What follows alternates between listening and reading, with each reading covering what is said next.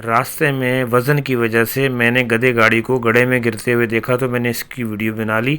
दिलचस्प वीडियो है, तो चलते हैं अपनी वीडियो की जानिब।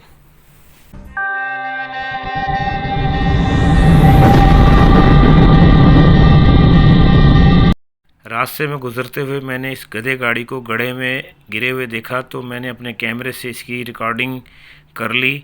इस घास की भरी या पंड या गांठ की वजह से, जो कि गधे गाड़ी के पिछले से में रखी थी, तो ये वज़न की वजह से गधा और उसकी गाड़ी दोनों गड्ढे में जाके रुक गए।